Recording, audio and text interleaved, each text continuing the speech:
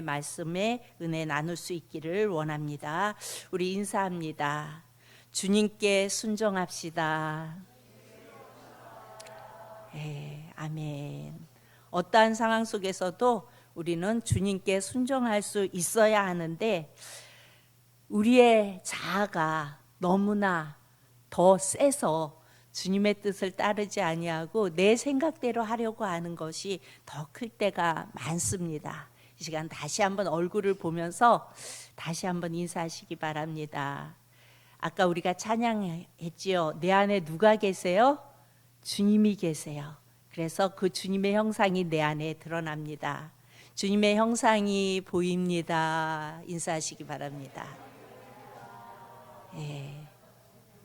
내가 보이는 게 아니라 내 모습 속에서 나의 모습이 보이는 게 아니라 주님의 형상이 보이고, 그래서 주님의 뜻을 따르고 주님께 순종할 수 있는 우리의 모습이었으면 좋겠습니다. 우리가 길을 갈 때면 목표를 정하고 가죠. 그런데 그 목표를 정하고 가는데 지금 가고 있는 내가 있는 이 위치가 어디쯤인지 아는 것과 모르는 것의 차이는 엄청 달라요. 지금 정말 지쳐 있을지라도 목적지가 다 왔다고 생각하면 힘을 내서 갈 수가 있잖아요. 우리가 등산을 하면서 잘 아는 산은 그렇지 않은데 처음으로 올라가는 산을 올라갈 때 헉헉거리고 힘들고 지칠 때 이미 올라갔다 내려오는 사람들을 보면 묻지요. 정상이 아직 멀었냐고. 그러면 아유 지금 온 만큼 더 가야 돼요. 그러면 아유 나는 포기해야지. 여기서 기다렸다가 내려오는 사람, 하산하는 사람들 따라서 그냥 내려가야지. 그런데 아유 조금만 가면 됩니다. 조금만 올라가면 아유 저 고개만 넘어가면 정상이에요. 그럼 어때요? 힘들고 지치고 힘들어도 가자. 조금 남았대. 가자. 그리고 가죠. 이처럼 내가 서 있는 위치가 어디쯤인지 알면 우리는 잘 갈 수가 있어요. 오늘 우리가 룻기를 보는데요. 룻기를 이해하기 위해서 그 시대적 배경을 알 필요가 있어요. 그래서 본문 1절에 그 시대적 배경을 우리에게 말씀해 주고 있어요. 우리 룻기 1장 1절을 다 같이 봅니다. 시작. 사사들이 치리하던 때에 그 땅에 흉년이 드니라. 유다 베들레헴의 한 사람이 그의 아내와 두 아들을 데리고 모압 지방에 가서 거류하였는데, 사사 시대에 베들레헴에 기근이 들었어요. 사사 시대는 어떤 시대예요? 이스라엘의 가장 암흑기, 가장 대책 없는 시대가 사사기였어요. 그야말로 애굽에서 종살이하던 이스라엘이 모세와 여호수아를 통해서 가나안 땅에 정착하게 되지요. 그때 이 이스라엘 백성들은 자신들이 하나님의 백성이라는 자부심이 있었어요. 애굽에서 나와서 그들이 모세와 여호수아의 인도를 따라 가나안 땅에 정착했을 때는 우리는 하나님의 백성이야 라는 자부심이 있었습니다. 그러나 시간이 흘러가고 여호수아마저 이제 세상을 떠나가고 하나님의 부르심을 받고, 그러고 난 후에 이들의 삶의 모습은 점점 사사기에 보면 자기의 뜻에 맞는 대로 행했다고 그래요. 자기의 속에 그냥 편한 대로, 내 뜻대로. 그래서 엉망이 되어 갑니다. 그 참혹한 죄의 이야기가 바로 사사기의 말씀입니다. 사사기의 패턴은 여러분들 너무나 잘 아시죠. 어려움을 당하면 하나님께 부르짖어요. 그럼 하나님께서 사사를 세워주시고 구원해 주세요. 그러면 다시 이들은 또 하나님을 내버리고 자기의 뜻대로 살아갑니다. 내 뜻대로 살아갑니다. 그러다 다시 어려움이 오면 다시 하나님께 부르짖고, 그럼 다시 사사를 세우시고 구원하시고, 이것이 반복되어지는 것이 사사 시대의 패턴이었어요.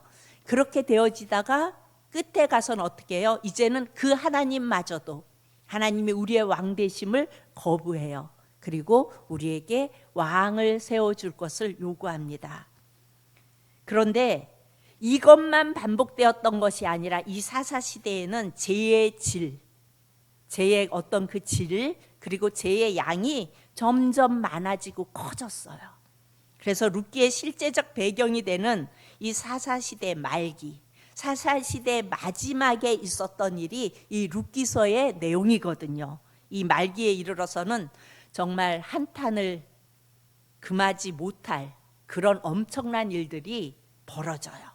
그래서 미가라는 사람은 베들레헴 출신의 레위 사람을 돈을 주고 사서 제사장으로 세우는 이런 일들도 행했고요.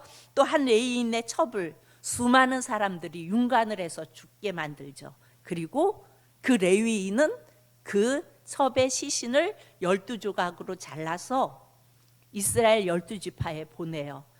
12지파가 어떻게 이런 일들이 있을 수 있냐? 누가 그랬냐? 그랬더니 베냐민 지파에서 이런 일이 벌어졌다. 그러니까 베냐민 지파에게 이 일을 행한 그들을 우리에게 넘겨라. 그런데 또 베냐민 지파의 사람들은 안 넘겨줬어요. 그래서 결국은 이스라엘과 베냐민 지파가 싸움을 하죠. 그래서 수많은 사람이 죽는 그야말로 동족 상잔의 비극이 일어납니다. 룻기의 배경이 되는 이 사사시대의 모습이 어쩌면 우리가 살고 있는 오늘과 참 닮았다는 생각을 하게 됩니다. 사사시대나 오늘이나 오늘 현 시대나 똑같이 여전히 하나님의 이름은 있어요. 그렇죠? 사사시대에도 하나님의 이름이 있었고 오늘날 살아가는 우리에게도 하나님의 이름은 있어요. 그리고 그때에도 하나님의 뜻을 구했고 지금도 하나님의 뜻을 구하기도 합니다. 그런데 이스라엘 사람들이 베냐민 지파와 싸우러 갈 때에 이들은 분명 하나님께 물었어요. 하나님 올라갈까요? 하나님이 올라가라고 했어요. 올라갔어요. 그런데 졌어요. 또 졌으니까 또 올라가야죠. 또 물어요. 하나님 올라갈까요? 올라가라고 해요. 그래서 올라갔어요. 그런데 또 졌어요. 여러분 잘 생각해 보세요. 이 말씀을 보면서 하나님께 묻는데 물음이 잘못된 것인지 아니면 하나님의 음성을 잘못 들은 것인지 알 수는 없어요. 그런데 정확한 하나님의 뜻이 무엇인지 이들은 알 수 없었다고요. 하나님의 뜻이 무엇인지 알 수 없는 시대가 바로 사사 시대였다는 것입니다. 그러나 하나님은 앞이 보이지 않는 것 같은 이런 그야말로 제로 얼룩진 이 사사 시대에 아주 평범한 한 가정, 아니 어찌 보면 아주 나약한 한 가정을 통해서 어떻게 이 하나님의 나라를 회복시켜서 일을 이루어 가시는지를 오늘 말씀을 통하여 우리에게 보여주고 있습니다. 오늘 말씀에 보면요, 엘리멜렉의 가정이 모압 땅으로 이주를 해요. 이 당시 사람들의 땅의 개념은 그 나라의 신의 영향력이 있는 그런 것으로 이해를 했어요. 그러니까 신의 영향력이 미치는 곳이 땅이라고 이해를 했다고요, 이들이. 그런데 지금 엘리멜렉의 가정이 베들레헴에서 이방 땅으로 내려가요. 이방 땅으로 내려갔다는 이야기는 다른 신의 영역으로 가는 것입니다. 지금 여호와를 피해서 이 모압 땅은 모압의 신인 그모스를 섬겼죠. 그 그모스 통치 아래로 가는 거예요. 그런데 그의 이름이 뭐예요? 엘리멜렉. 그런데 엘리멜렉의 이름의 뜻은 하나님은 왕이시다, 이런 뜻이에요. 하나님은 왕이시다라는 이름의 뜻을 가진 엘리멜렉이 하나님의 영향권을 벗어나서 모압 땅으로 내려갔다고요. 하나님은 왕이라고 고백해야만 하는 사람이 하나님을 떠난 거예요. 그리고 그 엘리멜렉은 그곳에서 죽어요. 아내와 두 아들이 남았어요. 그리고 아들들을 그 땅에서 모압 여인들을 통하여 결혼을 시킵니다. 그런데 곧 결혼을 하고 나서 아들들도 다 죽어요. 그리고 시어머니와 며느리 둘만 남아요. 여러분, 이 모습을 한번 이렇게 상상해 보세요. 얼마나 비참하고 얼마나 안타까운 모습이에요. 그렇죠? 이방 땅으로 내려가서 남편을 잃고 두 아들을 그래도 의지하면서 잘 살아봤으면 좋겠다 싶어서 결혼을 시켰는데 두 아들마저도 다 잃어버리고 남은 건 시어머니와 며느리 둘만 남았다고요. 이러한 절망의 상황 앞에 하나님은 하나님의 구원의 역사를 행하십니다. 사실 이 역사는 두 가지로 보여주세요. 룻기와 그리고 사무엘상에 나타납니다. 여러분, 사무엘상의 시작은 누구로 시작해요? 임신하지 못한 한나의 이야기로 시작하죠. 그렇죠? 한나의 부림은 어쩌면 하나님께서 일하시지 않는 모습을 상징적으로 보여주고 있어요. 그렇다고 여러분 이것을 또 그대로 받아들여서 아기를 못 낳는 것은 하나님이 일하시지 않는 건가? 아니요. 그런 이야기가 아니고 지금 이 상황 속에서는 그것을 상징적으로 보여주고 있다고요. 그 시대에 어떤 누구도 이 시대에 하나님의 일하심을 기대하지 않았어요. 그것을 왜 기도하지 않았어요? 그런데 단 한 사람 한나가 아주 간절히 기도하죠. 그 모습을 볼 엘리 제사장은 뭐라고 말해요? 엘리 제사장도 영적인 눈이 어두워졌어요. 그래서 이렇게 간절히 기도하는 한나의 모습을 보고 술에 취한 줄로 착각을 해요. 영적으로 눈이 어두운 시절이 그대로 드러나는 그런 대목입니다. 결국 하나님께서 한나의 기도를 들어주시고 그에게 사무엘을 주시죠. 그 사무엘이 이스라엘을 이끄는 지도자가 되고 그 사무엘을 통해서 하나님께서 이스라엘을 회복시켜 가시는 것을 우리는 성경 말씀을 통하여 볼 수가 있습니다. 위로부터의 변화가 있었다면 한나가 기도하고 사무엘을 하나님께서 허락하시고 그 사무엘을 통하여 이스라엘을 회복시켜 가시는 모습을 우리는 볼 수가 있었어요. 그럼 아래로부터의 변화도 있었는데 그것이 바로 룻기입니다. 남편과 아들들이 다 죽은 나오미와 룻, 그들을 통해서 하나님께서 일하십니다. 오늘의 본문 6절에 그 일하심의 흔적이 남겨져 있는데요. 6절에 보면 이렇게 말씀하세요. 6절 우리 다 같이 봅니다. 시작. 그 여인이 모압 지방에서 여호와께서 자기 백성을 돌보시사 그들에게 양식을 주셨다 함을 듣고 이에 두 며느리와 함께 일어나 모압 지방에서 돌아오려 하여. 하나님의 통치 밑에 있어야 하는 자들이 그 땅을 떠나갔었어요. 그런데 이들이 이렇게 비참한 상황 속에서 다시 그 하나님의 통치 밑으로 돌아오려고 하고 있습니다. 고향인 베들레헴에 풍년이 들었어요. 사사시대의 기근은 하나님의 징계이듯 풍년은 하나님의 일하심의 증거였어요. 하나님께서 가장 적당한 때에 일하시며 사랑하는 주의 백성을 회복시키는 하나님의 사랑을 베푸시는 것을 우리는 말씀을 통해서 볼 수가 있습니다. 그렇게 베들레헴으로 돌아온 나오미와 룻, 더불어 또 보아스를 통해 하나님은 하나님의 일을 하세요. 우리는 그 하나님의 일하시는 모습을 볼 수 있어야 돼요. 그런데 여러분 룻기서를 실제로 보면요, 하나님께서 일하시는 장면이 없어요. 하나님에 대한 이야기가 안 나와요.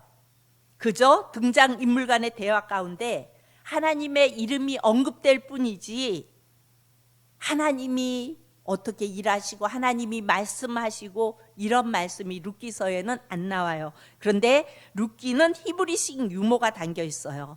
그게 뭐냐면 우연이나 뜻밖이라는 단어를 사용해서 하나님이 보이지 않는 손이, 하나님의 보이지 않는 손이 일하시는 것을 이렇게 보여주고 있어요. 우연히 룻이 베들레헴에 왔지요. 그렇죠? 오는 중에 개종을 해요. 나오미와 오르바와 룻이 오는 중에 오르바는 둘 다 돌아가라고 얘기했죠. 그랬는데 오르바는 시어머니의 말을 듣고 돌아갑니다. 그런데 룻은 개종을 해요. 제가 어머니가 믿는 하나님을 믿고 그 하나님을 따르며 평생 어머님과 함께 하겠습니다. 그리고 룻과 나오미가 배가 고프고 그때 룻이 나가 일을 하는데 우연히 보아스의 밭에서 일하게 돼요. 여러분, 베들레헴에 많은 농지가 있겠죠. 그런데 어떻게 우연히 보아스의 밭에서 일하게 되고, 또 룻이 그렇게 일할 때, 곡식을 줍는 일을 할 때 보아스가 그것을 봐요. 이것도 우연이죠. 사람들이, 일꾼들이 일을 하고 보아스는 주인이라 어쩌면 밭에 안 나올 수도 있는데 룻이 일하는 모습을 우연히 보게 돼요. 그리고 함께 대화를 나누게 되고, 그리고 보아스가 이 룻을 축복하게 되고, 더 그곳에서 더 잘 일할 수 있도록, 더 많은 곡식을 주어갈 수 있도록 보아스가 배려하는 것을 우리는 말씀을 통하여 볼 수가 있습니다. 우연히 보아스는 미혼이었고, 그는 또 우연히 그 기업에 물을 자였어요. 그런데 이 보아스보다 먼저 물을 사람이 한 사람이 또 있었어요. 그런데 그를 위하여 가서 보아스가 묻죠. 이렇게 해서 그 기업을 이어줘야 하는데 당신이 하겠습니까? 그랬더니 나는 하지 않겠습니다. 그래서 그것이 보아스의 기업 물을 자가 보아스가 되어지는 이 모든 과정이 우연히 되어지고, 뜻밖의 만나게 되고, 뜻밖의 이루어지고, 이렇게 되어지는 모든 속에서 우리는 보이지 않는 하나님의 손을 볼 수가 있는 거예요. 하나님 말씀에는 그 어디에도 하나님이 일하시고 하나님이 인도하셨고 나오지 않지만, 우리는 그 히브리식 유머 속에서 하나님이 보이지 않는 손을 볼 수가 있습니다. 믿음의 사람은요, 우연이라는 이 가려진 현실 속에서 하나님의 손길을 볼 수 있어야 돼요. 내 삶 속에 와지는 우연히 뜻밖의 만나게 되고 함께하게 되고 일을 이루어가고, 이런 속에서 하나님의 손길을 볼 수 있어야 합니다. 그래서 보아스와 룻 사이에 하나님께서 아들을 주시죠. 그렇죠? 그 아들이 누구예요? 오벳. 여러분, 오벳이 누구예요? 다윗의 할아버지. 그렇죠? 오벳이 그 다음에 누구를 낳아요? 이새를 낳고, 이새가 이렇게 해서 쭉쭉 내려가죠. 계보가. 다윗은 이스라엘을 하나님 나라로 회복시킨 장본인이에요. 그렇죠? 하나님을 섬길 수 있는 나라로 회복시킨 자가 다윗이에요. 각자의 소견대로 행동하던, 자기의 소견에 옳은 대로 행하던 이 사사시대를 끝내고 하나님의 뜻을 행하는 왕이 누구예요? 다윗이었어요. 하나님의 구원의 역사가 제가 두 가지로 일어난다고 말씀드렸죠. 사무엘상에 보면은, 사무엘상 16장 12절에서 13절을 우리가 봅니다. 사무엘상 16장 12절에서 시작. 이에 사람을 보내어 그를 데려오매 그의 빛이 붉고 눈이 빼어나고 얼굴이 아름답더라. 여호와께서 이르시되 이가 그니 일어나 기름을 부으라 하시는지라. 13절. 사무엘이 기름 뿔병을 가져다가 그의 형제 중에서 그에게 부었더니 이날 이후로 다윗이 여호와의 영에게 크게 감동되니라. 사무엘이 떠나서 라마로 가니라. 아멘. 이 사무엘상 16장을 보면 쭉 큰아들서부터 작은 아들까지 쭉 이렇게 사무엘 앞에 나오는 걸 볼 수가 있어요. 그래서 사무엘이 아우 잘생겼네, 이 사람이 왕이 되면 될 것 같다, 이렇게 생각했는데도 하나님은 아니다. 결국은 다윗에게까지 내려와서 다윗에게 기름 붓게 되는 그 상황을 우리는 말씀을 통해 알 수가 있습니다.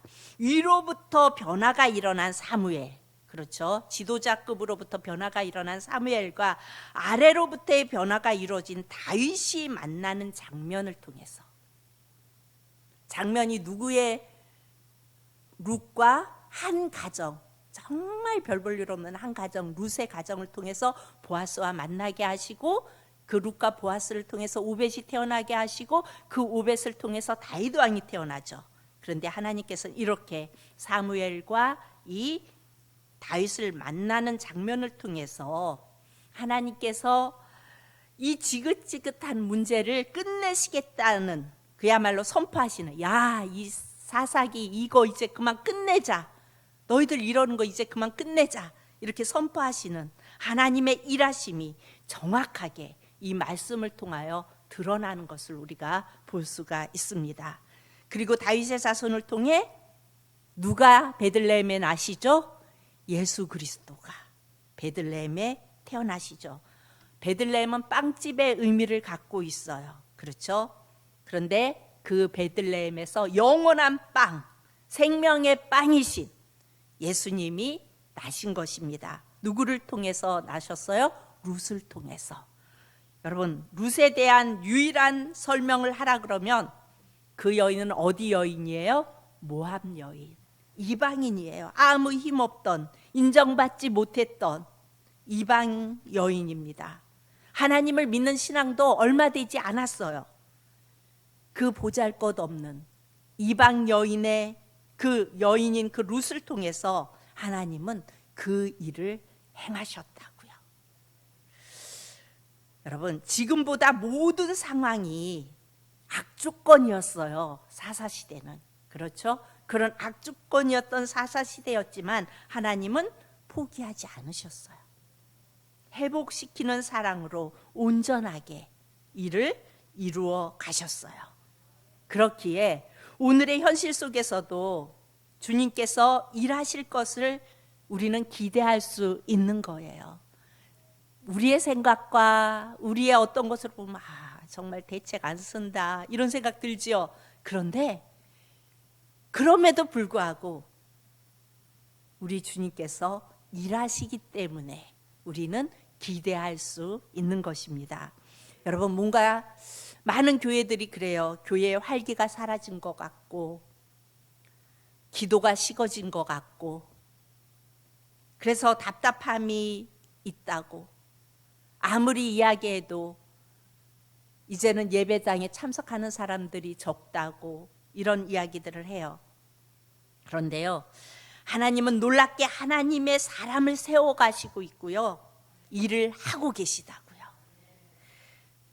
여러분, 우리는 이러한 때에 만약에 사사시대에 룻을 바라봤다면, 사사시대의 말기에 룻을 바라보고 그가 무슨 일을 이룰 거라고 누가 생각하겠어요? 그렇죠?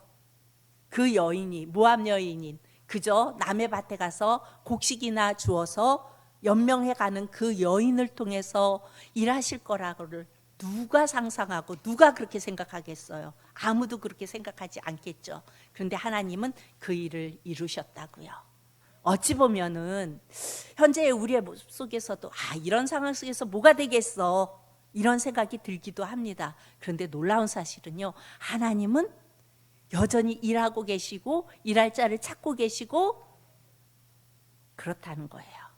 룻기를 통해 분명히 알 수 있는 것은 우리 시대보다 훨씬 더 끔찍했던 사사시대 말년에도 하나님은 일하시고 계셨어요.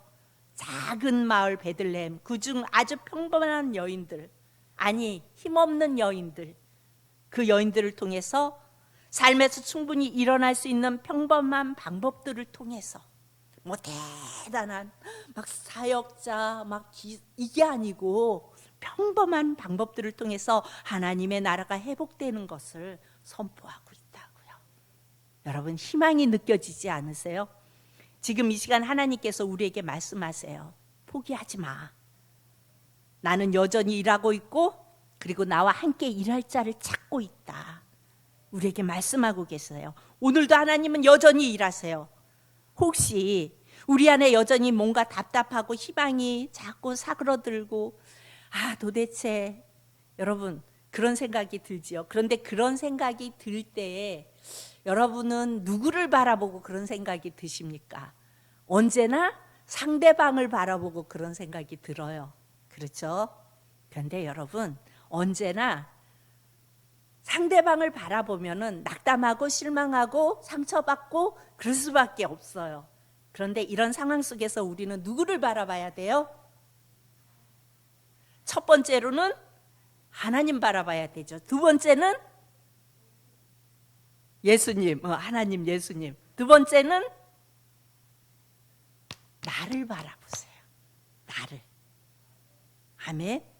다른 사람을 보고 왜 저러는지 몰라 이렇게 낙담하지 말고 나를 바라보라고요.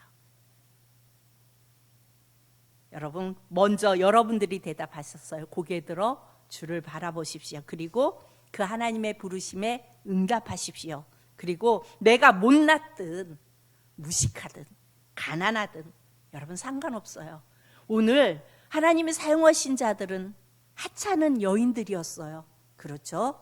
하나님께서는 정말 희망이라고는 찾아볼 수 없는 나약한 이들을 들어서 사용하셨다고요. 여러분, 내가 하는 것이 아니에요. 하나님이 하세요. 하나님이 가장 오르신 때에 하나님의 일을 이루어 나가실 것임을 여러분 믿으시기 바랍니다. 그래서 때로는 좀 답답하고 왜 이러지 이런 생각이 들어도 나를 보세요. 그래도 나만 하나님 열심히 바라보고 나만 하나님의 뜻에 귀 쫑긋 세우고 있고 하나님이 내게 말씀하실 때 내 주님 여기 있습니다. 저를 사용하여 주세요 하고 나만 쓰임 받으면 그 다음은 다 이루어지는 거예요. 우리가 자꾸 다른 데를 바라보고 있어요. 내가 하려고 하지 않고 내가 들으려고 하고 내가 주님의 음성을 들으려고 하고 내가 주님의 그 일하시는 그곳에 내가 쓰임 받으려고 하고 나를 바라보고 내가 아닐 때 내가 연약할 때 주님 나를 붙들어 주세요. 그리고 내가 쓰임 받기 원합니다. 이렇게 기도하는 것이 아니라 나는 괜찮은 것 같은데 자꾸 다른 사람을 보고 힘들어해요. 그러면서 자꾸 내 믿음을 떨어뜨려요. 근데 이걸 누가 가장 좋아할까요? 마귀요. 사단이 가장 좋아해요. 그래서 자꾸 보여줘요. 이런 모습도 보여주고 저런 모습도 보여주고 자꾸 보여주면서 실망하게 만들어요. 제가 이 세터민 지도자 이렇게 훈련하는 그 일을 가끔 이렇게 사역을 하고 있는데 사실 이게 나가면 안 되는데 고집이 너무 세요. 살아온 인생에 그것도 있고 그렇기 때문에 엄청 고집이 세요. 그리고 그게 엄청 강해요. 그게 너무 힘들어서 하다가 가끔 진짜 징하다 막 이렇게 생각될 때가 참 많았어요.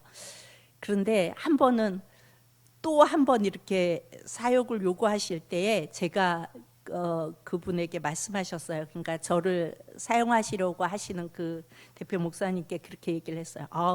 징글징글해서 못해 먹겠다고.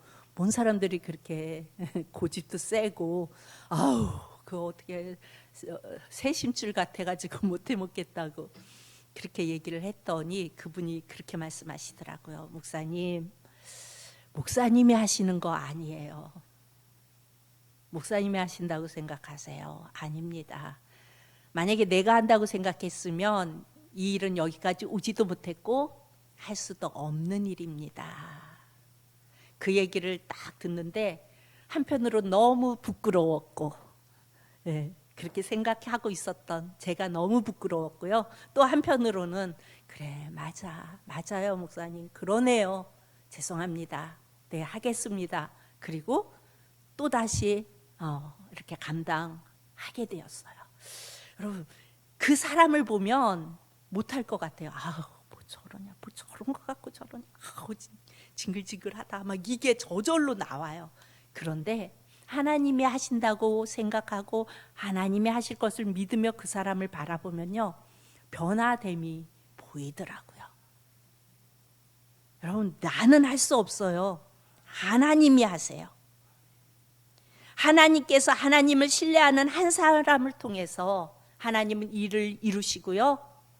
아무리 코로나로 인해서 교회가 뭐 어떻게 됐네 저쪽에 됐네 여기저기서 그런 말은 나오지만 여러분 한 사람을 통해서 영적 대각성을 허락하십니다. 여러분, 그 한 사람이 내가 된다면 얼마나 행복할까요? 여러분, 꿈을 가지세요. 그 한 사람이 주님 제가 되겠습니다. 다른 것 바라보지 않겠습니다. 오직 주님만 바라보겠습니다. 주님 말씀하세요. 제가 순종하겠습니다. 교회 공동체가 연합하고 여러분, 기도가 끊이지 않으면 회개가 터져 나오는 역사를 우리 주님은 허락해 주실 것입니다. 왜요? 하나님은 일하시고 계시고 하나님은 그런 한 사람 한 사람을 통해서 일을 이루어 가시기 때문에 그렇습니다. 그렇기 때문에 여러분, 기도하기를 포기하지 마시기 바랍니다. 그리고 묵묵히 우리에게 맡겨주신 것을 감당해 나갈 수 있기를 바랍니다. 여러분, 기도의 자리에 나오십시오. 그리고 기도하십시오. 여러분, 기도는 우리 모두가 해야 할 일입니다. 그래서 기도하면서 묵묵히 내 자리에서 나만 기도하면 돼요. 누구는 왜 기도 안 해? 이렇게 해야 되는데, 물론 우리가 권면은 할 수 있어요. 우리 함께 기도합시다. 우리 함께 기도합시다. 힘을 냅시다. 이렇게 권면은 할 수 있는데, 그를 바라보면서 저건 왜 기도 안 하지? 권사가 돼가지고 저건 뭐 하는 거야? 이렇게 하지 말란 얘기예요. 그냥 나만 보세요. 내가 하면 돼요. 내가 그 자리를 채우고 내가 그 자리에 있고, 그러면서 하나님의 일하심을 여러분 눈으로 확인하시기 바랍니다. 보이지 않는 것을 보시는 눈이 여러분에게 열릴 수 있기를 축복합니다. 여러분, 여러분의 삶이 먹구름이 가득 낀 어두컴컴한 그런 시간을 혹시 지내고 계십니까? 여러분, 그런데 놀라운 사실은요, 그 먹구름 뒤에는 여전히 뭐가 있어요? 밝은 태양이 있어요. 잠시 먹구름에 가려워졌을 뿐이에요. 월요일 날 진실이랑 서우랑 저랑 이제 기도 모임에 갔는데, 진실이가 운전을 하고 서우는 이거에 있고, 그러니까 제가 뒤에서 얼마나 자유롭겠어요. 그러니까 하늘도 보고 파릇파릇한 들도 보면서 이렇게 가는데 너무 좋더라고요. 너무 멋있다. 근데 오전에 약간 흐렸잖아요. 그렇게 흐린 하늘도 너무 멋졌는데 한참을 이렇게 달려가다 보니까 하늘이 맑으면서 구름 사이로 햇빛이 쫙 나오는데, 그러면서 푸르름과 그리고 상큼하다고 해야 할까요? 미세먼지가 없었던 것 같아요. 너무나 이렇게 깔끔한 공기를 이렇게 대하고 가는데 참 행복했어요. 그래서 내가 운전하고 가면 그냥 내비 보면서 이러고 가느냐고, 하나도 못 보는데 네가 운전해서 내가 이렇게 다 보고 간다야, 너무 행복하다야 막 그랬더니 그러냐고, 엄마 가끔 나를 기사로 쓰라고 그래서 고맙다 그러면서 다녀왔는데요, 먹구름 뒤에 항상 태양은 빛나고 있어요. 때로는 안 보이는 것 같고 아무 일도 일어날 것 같지 않지만 하나님은 여전히 보이지 않는 손으로 일하시고 계시고 하나님의 역사는 여전히 이루어 가신다고요. 오늘도 하나님은 여전히 일하십니다. 여러분, 그 하나님을 신뢰하면서 하나님의 일에 함께 참여할 수 있는 여러분이 되기를 축복합니다. 그리고 그 참여함에 있어서 다른 사람 바라보지 마세요. 그냥 나만 보세요. 주님 바라보고 나만 보세요. 그리고 내가 자꾸 뒤처질 때 아니야, 이러면 안 돼, 기도의 자리에 가야지, 혹시 알아? 주님이 나를 사용하실지, 오늘도 나를 기도의 일꾼으로 사용하실지 혹시 알아? 하나님 제게 감동 주셔서 성령의 이끄심 따라 기도할 수 있게 도와주세요. 그래서 오늘도 제가 주님 일하심에 쓰임받는 자 되게 도와주세요. 그렇게 기도하며 나갈 수 있는 저와 여러분이 될 수 있기를 축복합니다. 기도합니다. 참 좋으신 아버지 하나님, 은혜를 감사합니다. 주님, 우리는 연약하고 부족합니다. 그렇지만 오늘 말씀을 볼 때에 그 연약하고 부족한 아무 힘도 없는 그 연약한 여인들을 통하여 하나님은 역사하셨고 하나님은 일하시고 역사를 바꿔가시는 모습을 오늘 말씀을 통하여 봅니다. 주님, 제가 여기 있습니다. 연약하고 부족하지만 하나님 사용하여 주옵소서. 온전히 주님만을 바라보고 나아가기 원합니다. 이 시간에 나온 우리 사랑하는 성도님들, 또한 영상으로 예배드리는 모든 성도님들, 그렇게 고백하며 주님의 일하심에 쓰임받을 수 있는 자들로 세워질 수 있도록 사랑의 하나님 함께하여 주옵소서. 감사드리며 예수님 이름으로 기도합니다. 아멘. 예, 먼저 교회 소식 전합니다. 우리 담임 목사님 기도